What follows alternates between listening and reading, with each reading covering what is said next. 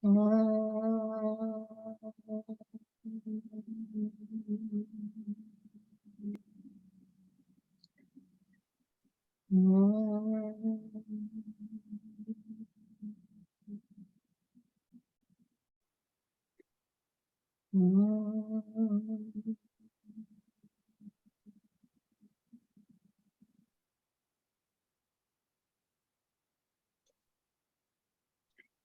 today's topic is surrender.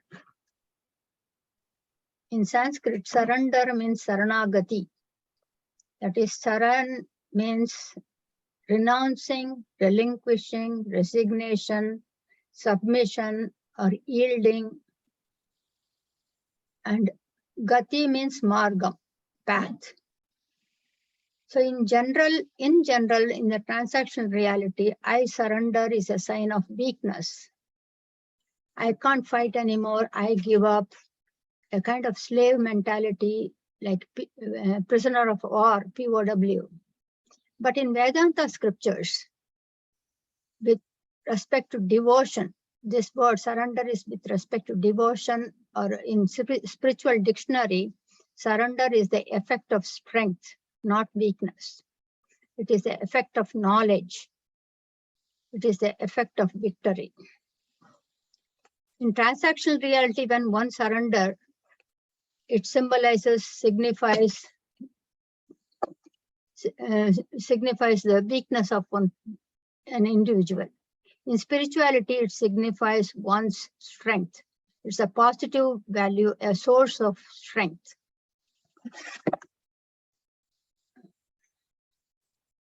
A source of strength. Why? Because this is the outcome of Shraddha. As a child, we trust everyone. The children with under 2-3 years, they trust everyone. They don't know how to doubt or suspect anyone. Even when someone offers something, they immediately put it in their mouth. They don't even question whether it is edible or not. That mindset is broken, and not to trust anyone. That starts at the age of 3 or 4. That's when really the fear starts. So the realized master is also like a child, but with knowledge. That's why they say be like a child. Let's see surrender in 3 steps, based on 3 questions. One is, who is surrendering? Whom do they surrender to? And why and what do they surrender? Who is surrendering? Whom do they surrender to? And why and what do they surrender? So for a common man, their needs are just, they are not interested, or they are not pursuing towards spiritual knowledge or know about God. For them, the basic necessity, food, clothes, and shelter. If they have them, they are happy. If they don't have, then they are sad. But with the basic needs, are they really satisfied completely? The answer is no. If yes, if we say yes, then there are people in the prison. They have food, clothing, and shelter, and some activities to keep them busy. But they are not happy. They feel imprisoned. Just like during lockdown, we all felt that. We are not able to go out. We are not able to socialize. We are not able to go to restaurants or movie theater. We felt we were locked inside, right? So the basic need alone is not enough. We need something beyond to keep us happy. So that is in scriptures they call it artha. That is initially when we need food for hunger. Then we want food for taste, flavor, texture, or to satisfy our senses. We start with basic, then now we go to Taiwanese food, Chinese food, Italian pizza, all different types of food. Because if it is just for hungry, any food is fine. But now we go for, that is kama, that is desire prompted. That is what we need. So now for a common meal, the needs for food, needs are food, clothing, shelter, plus basic education and some skills to survive, plus things for pleasure. But sometimes when we don't get this, there is a disappointment, sadness that takes over. We also have challenges, physical pain, diseases, separation from loved ones.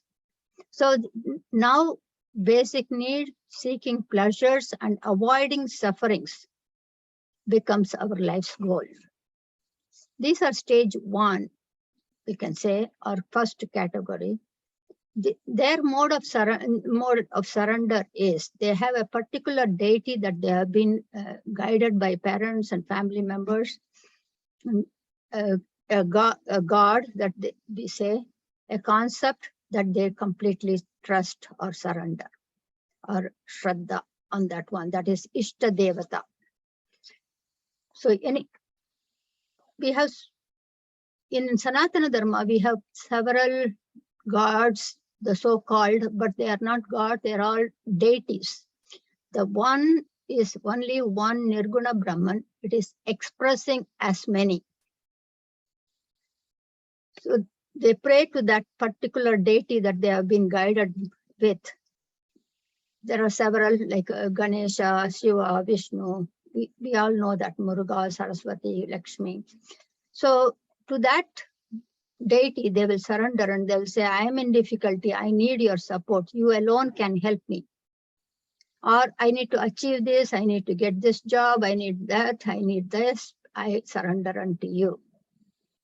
This attitude to surrender will come only when we have sufferings, challenges in life, or when we are in sorrow.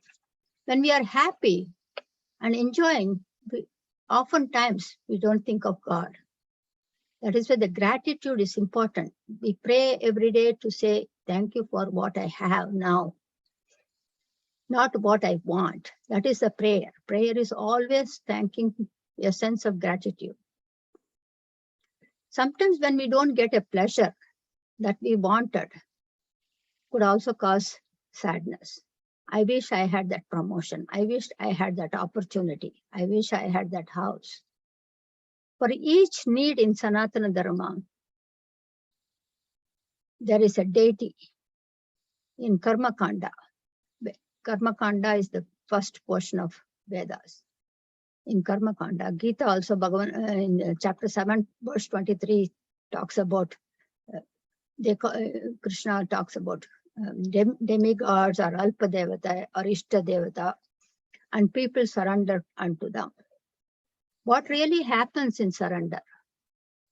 The ego, the arrogance or the aham bhavam, I, that melts completely. I thought I can win this, handle this with my own strength, with my own money, with my own people, or with my own knowledge.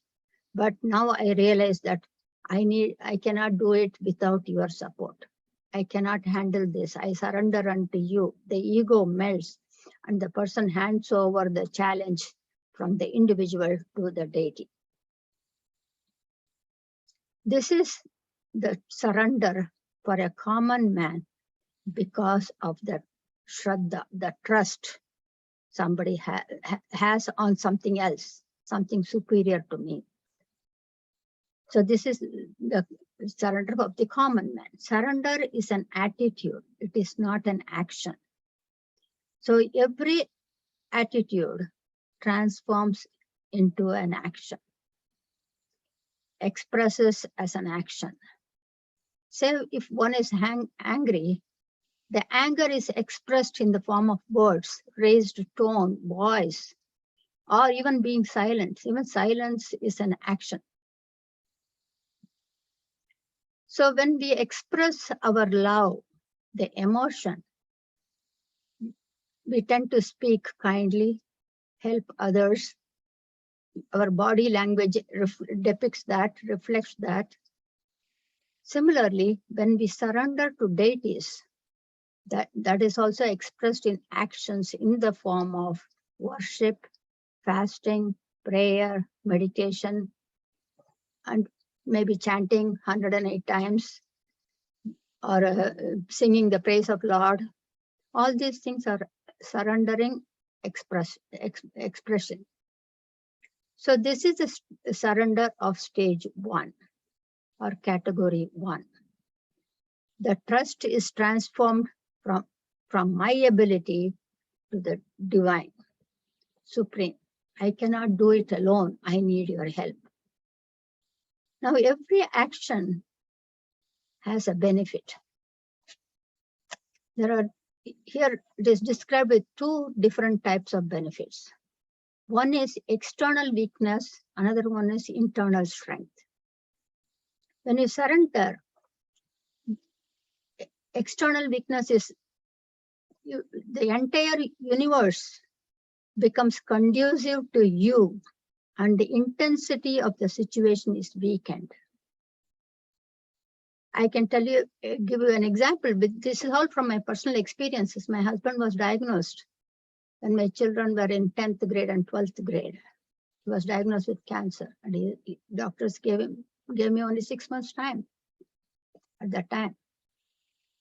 So when I prayed to God, to my own deity, that Dvaita, what happened was I got the job for the first time in 50 years. I was 49. I got the job in America for the first time. I did not know how to interact with people. I'm not raised in a family where you interact with men. So now I'm here in a society where I have to shake hands, I have to hug other men. I was very, very nervous.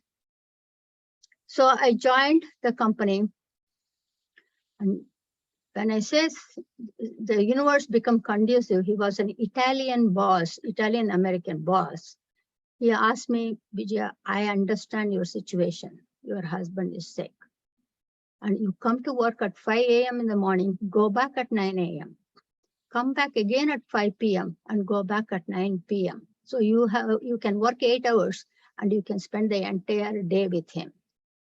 Because he knew that it is coming, something is coming. This is amazing. No boss has ever done for anybody. So that's what happens when you surrender.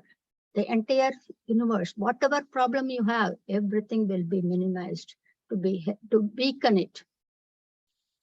Now the second one is internal strength. When you surrender, it alters the internal strength, meaning it gives tremendous strength or power to face any situation that you cannot change. Inevitable, unavoidable situation will happen, but you get the inner strength. That's what happened when my husband passed away after 3 years. Surrendering attitude can only come after we make our effort, play our part, and realize that I need help from outside. Ego generally would not allow us to surrender, to ask for help. It is vital to recognize our weakness and seek help when needed. But when the ego often feels overconfident and resists asking for help.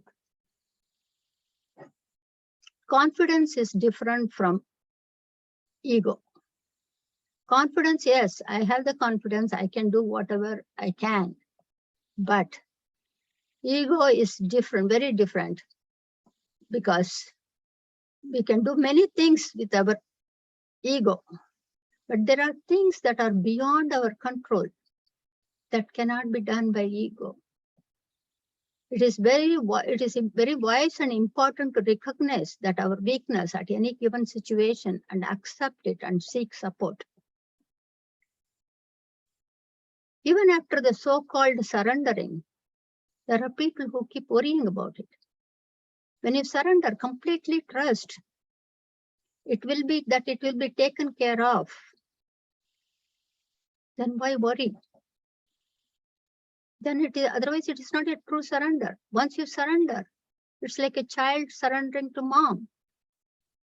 Mom will do everything for me. I can go to her at any time. for anything. She is there for me. That is surrender. That acceptance and non-resistance comes only from total unconditional surrender. Surrendering attitude gives an internal security.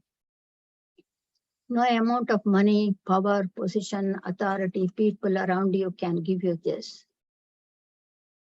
All these become utterly insignificant when you surrender to divine.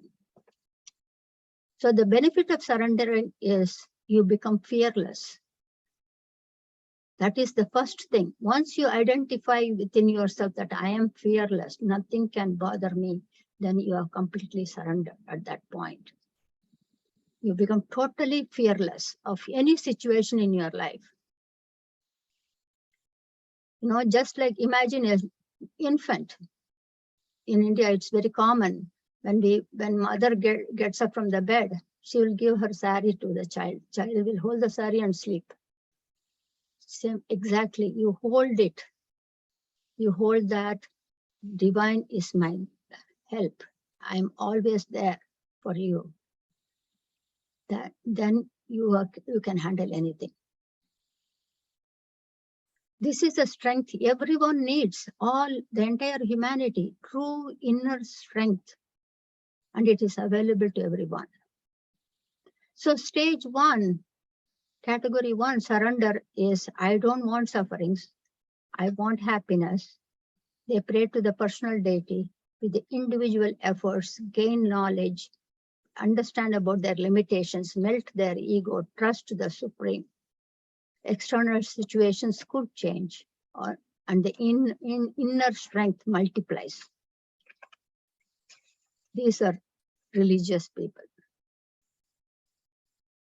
Some get the new knowledge that is, in human life, pain and pleasure, success and failure is all normal, common, natural process of life.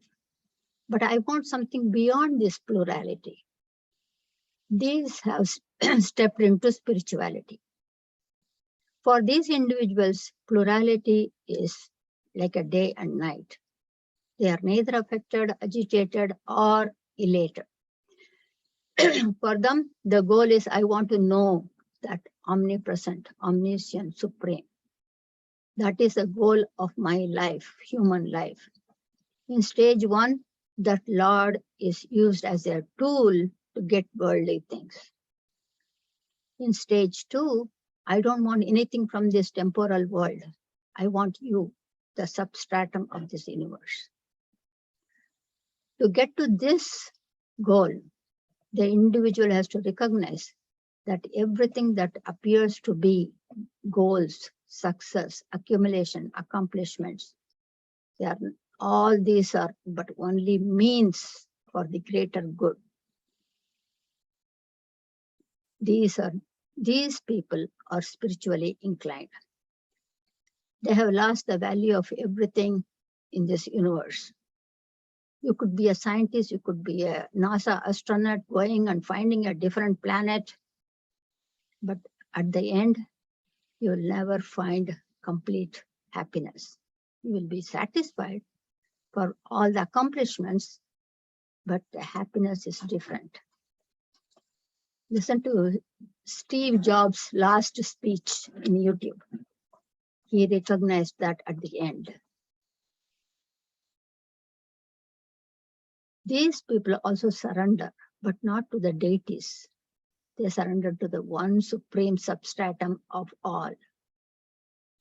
They seek the jnanam, that is knowledge, of that one supreme being. In Gita's 2.7, chapter 2, verse 7, Arjuna surrenders to Krishna.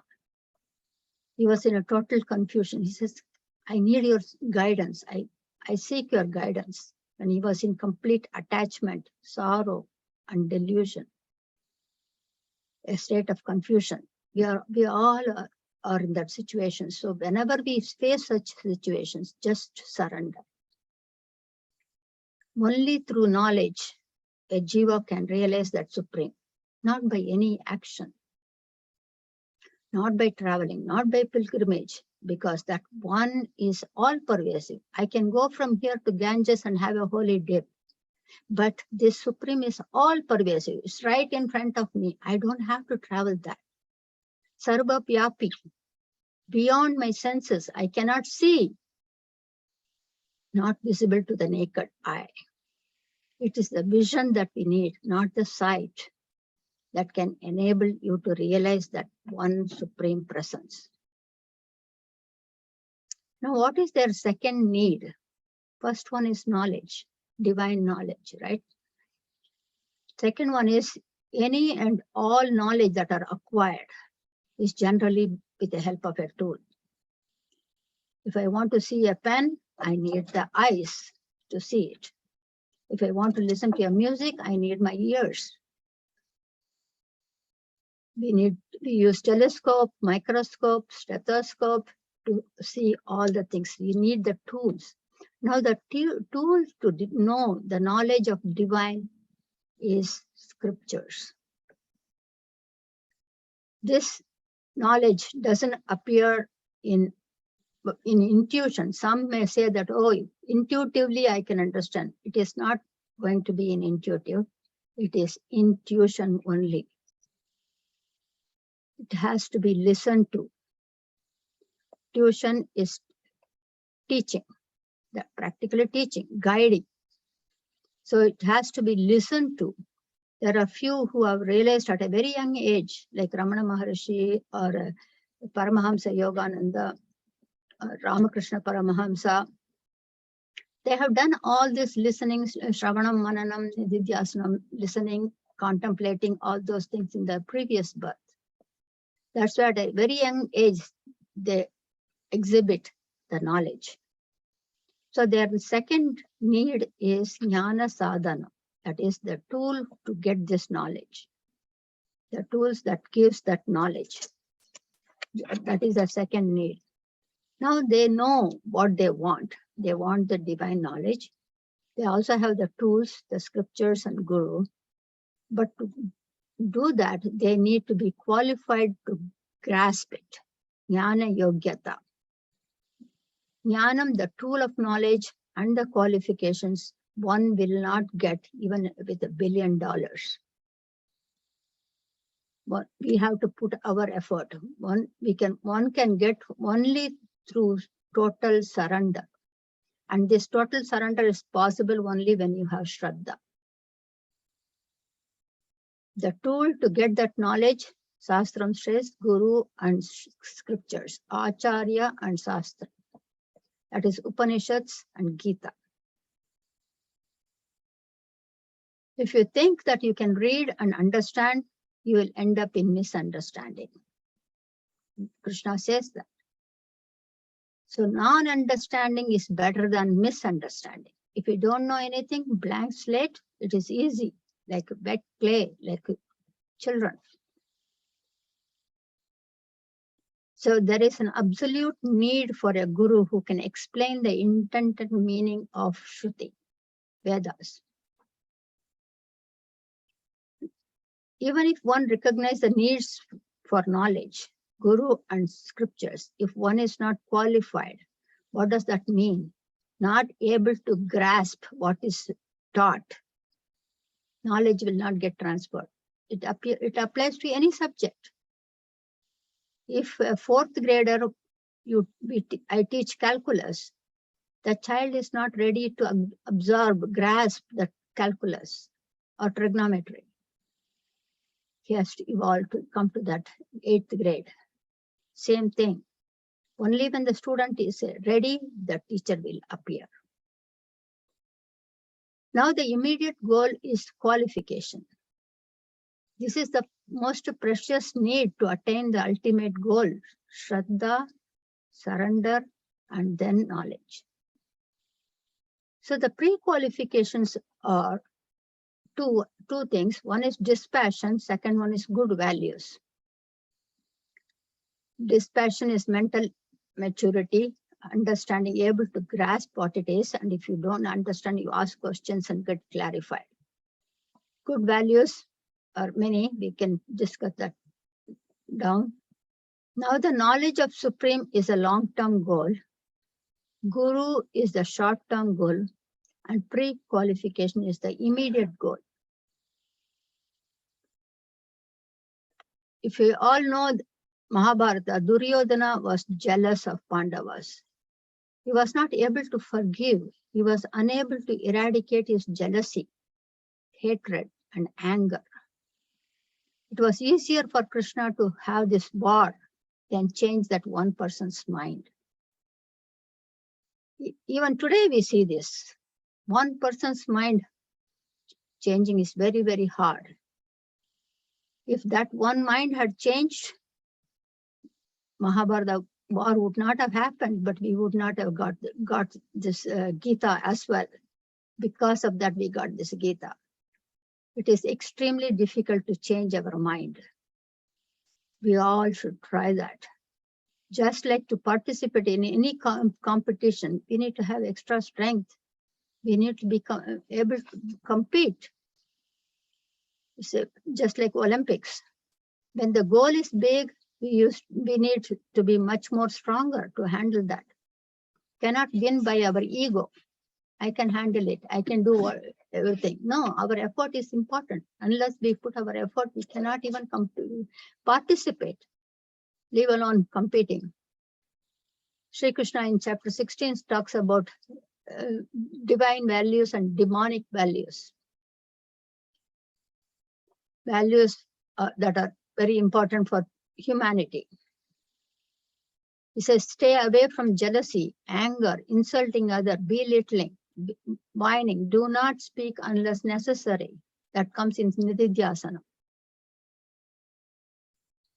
And to eliminate gunas, there are plenty of values that are, I would say, plenty of habits that we have developed that needs to, it's a very long list to be eliminated. We need to self-reflect all the time. Negative thought is a very, very heavy baggage. Negative about anybody, anything is a heavy baggage. My mom, when I was young, when I was hardly 15 to 18, she used to say, because I used to come home and complain, oh, she said this, she said that in my school or college. And she said, don't carry baggage. You cannot climb Mount Everest with a heavy backpack. Go light, forget, don't carry things. So humans live in the past or future. Animals always live in the present. We carry baggage from years and years. We want to eliminate all those. If you look at it, mind is only nothing but a trash can, a garbage container.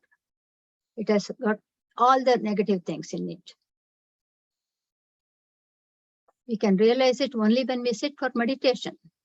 You will know the thought flow of everything. We shower, we dress up because others see it and we want to please them. But we never try to clean our mind. No, because nobody sees it. Hypocritical behavior is always there.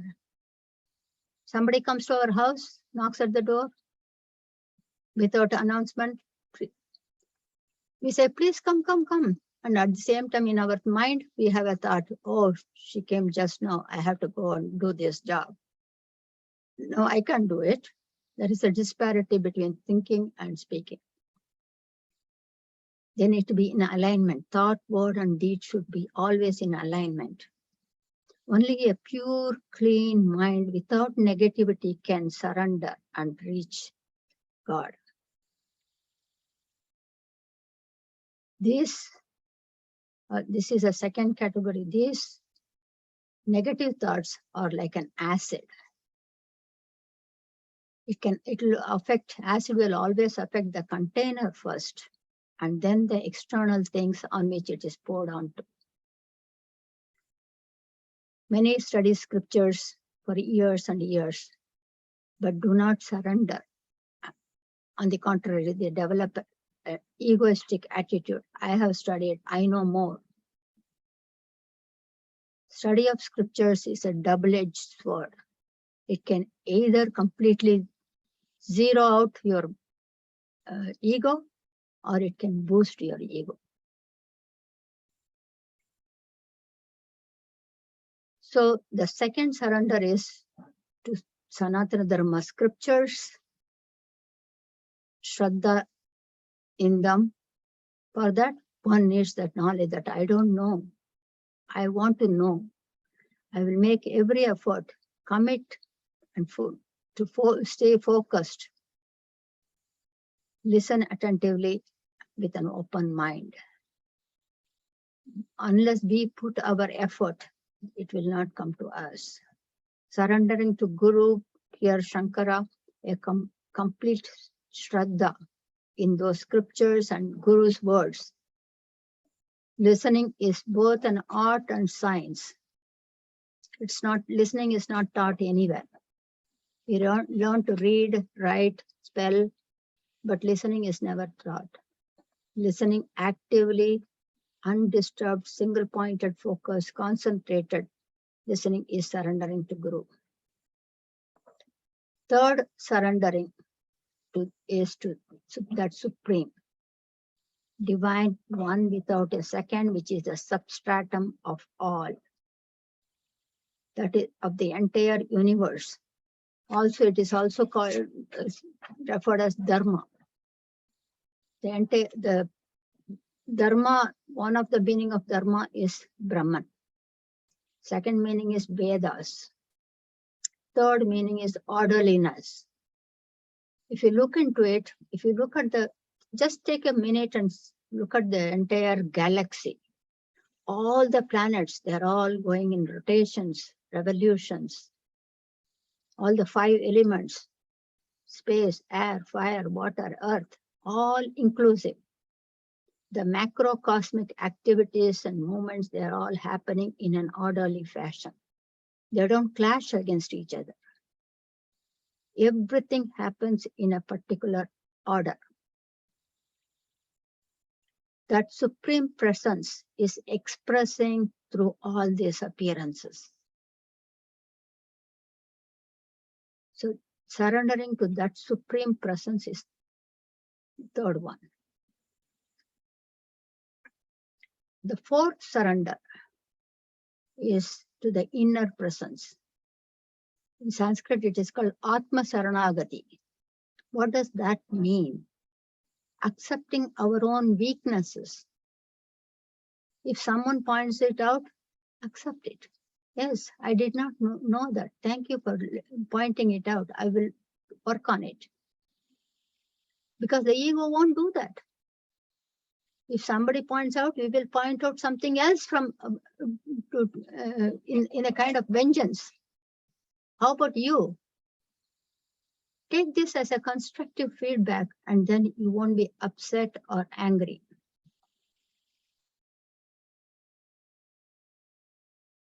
Same thing when somebody appreciates you, try not to get your ego boosted. This is surrendering to the inner presence. So stage 2, there are total 4 different surrender. First is surrendering to scriptures, surrendering to Guru, surrendering to that one supreme presence, surrendering to one's own self. This is stage 2. First one is surrendering to Ishta Devata. This is readiness for the divine supreme knowledge. Like once the flower bud blooms, bees will automatically are drawn to it. So once you are ready, everything, the scriptures, the Guru, they all come to you automatically. You don't have to go and look for a Guru. So that is stage 2. Surrendering is a tool.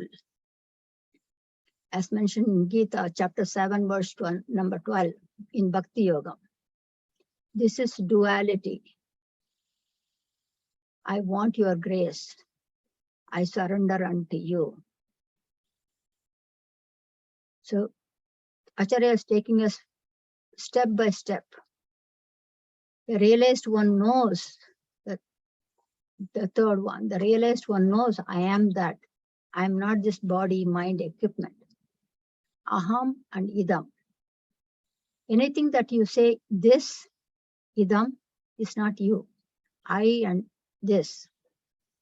I and this. So this, I'm not this cup, I'm not this pen, I'm not this computer, I'm not this car or world, air, water, fire, earth, nothing. I'm none of this. I'm not, and say this, when you say this hand, and say this, I am not this body. I'm none of this. I'm the witness of all this. I am the Sakshi. So stage 3, slowly taking us to Advaita. What is the surrendering attitude of a realized one?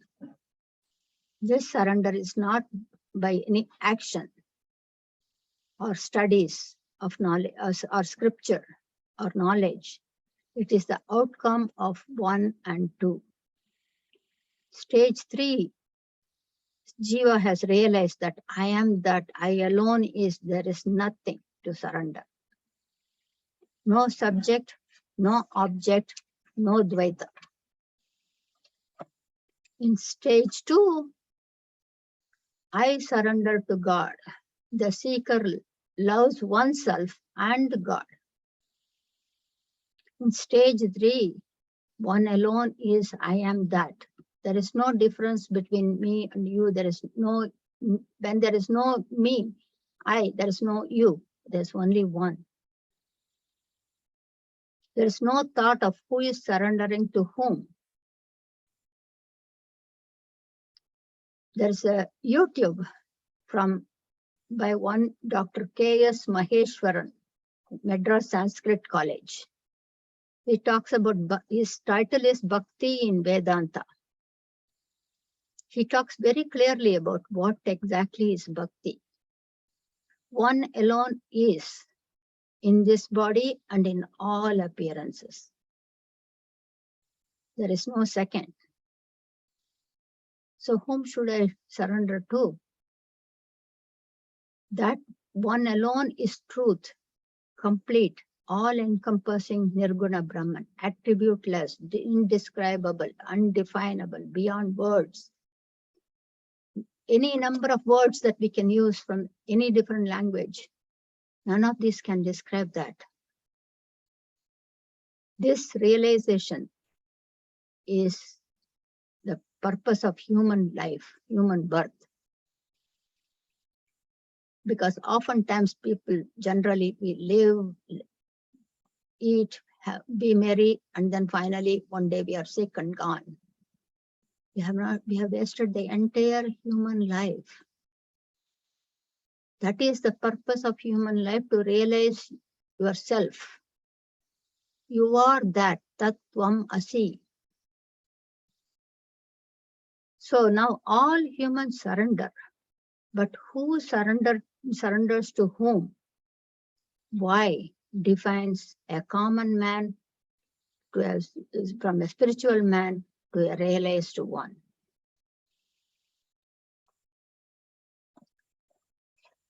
Finally, we all need to self-reflect and require to change our thoughts, attitudes, refrain from hurting others and ourselves in our day-to-day activities.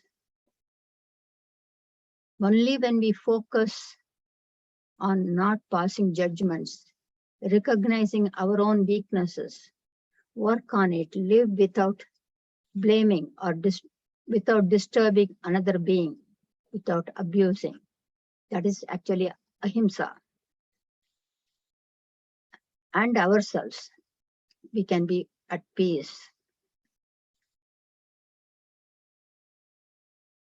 And finally, that will lead us to recognition of this inner self. I, the witness, Sakshi of everything that is happening. That is Advaita. Until now, we have been in Dvaita. This Dvaita duality we have covered. Manisha Panchakam and Maya Panchakam, they both are Advaita. Advaita philosophy. So step by step, Shankara is taking us to that philosophy. So with that, today we have completed this surrender topic. Let me finish it and we can share it.